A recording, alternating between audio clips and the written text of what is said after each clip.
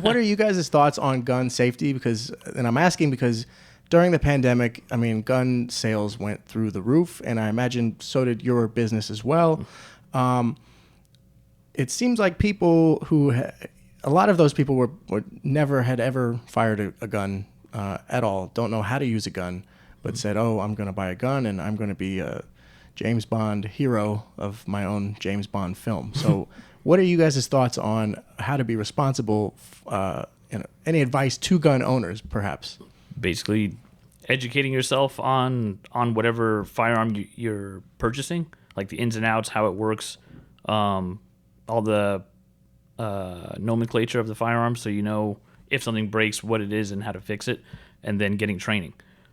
Training is the biggest thing. A lot of people think that just getting a firearm and watching a couple movies is all you need to know, and that's not the case. When you say getting training, like is it like if I try to pick up golf, like get an instructor, like some type of like go to the gun range and just there's firearms instructors out there for different levels. They have like basic and advanced courses that you can take for pistols, rifles, shotguns, and whatnot. I'm going to plug one of my lieutenants in. He's a firearms instructor, right? So if anybody wants to reach out for firearms training as well, we can connect you with one of our canine lieutenants. Perfect. Who is a firearm instructor, and he does the basic, advanced pistol course, both of them, NRA certified.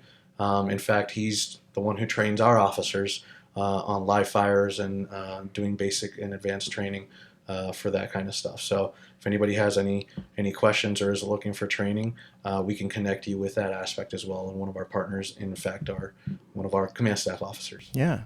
So yeah, like if someone who has never bought a gun before, what do you recommend they start on? Like, what is there such thing as a beginner gun or a gun that okay, you clearly don't know what you're doing? Start with this. So I'll take this one because it's such an easy firearm. Okay. It's called a Glock. Okay. I mean, it's the 9mm. The 9mm Glock. They make it in different frames now, different sizes. So it's about doing research, right? The size of your hand also, will assist in that. You don't want to get a giant, Desert Eagle that you can't barely hold. But in the end of the day, you have to feel comfortable with that because that firearm is an extension of you.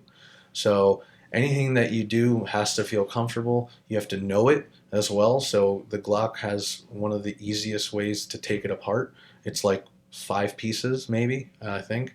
If that, right? And it's very easy to clean, easy to manage, easy to store, and easy to carry. So I would always recommend going with a Glock for a beginner firearm. But if you ask him, he's got like Mr. Sniper over here. He's got like rails upon scopes upon rails upon lasers and like a bazooka and a coffee maker attached to the other one. And it's just, I don't know. I've always been a proponent of this, Keep it simple.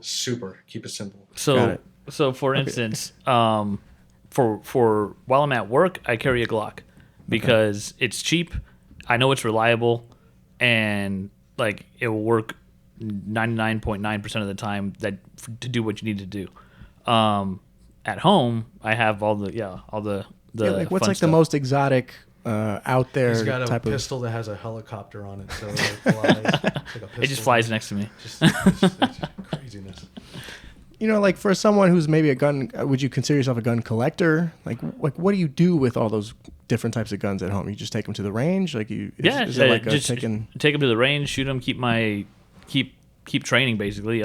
Because it's definitely a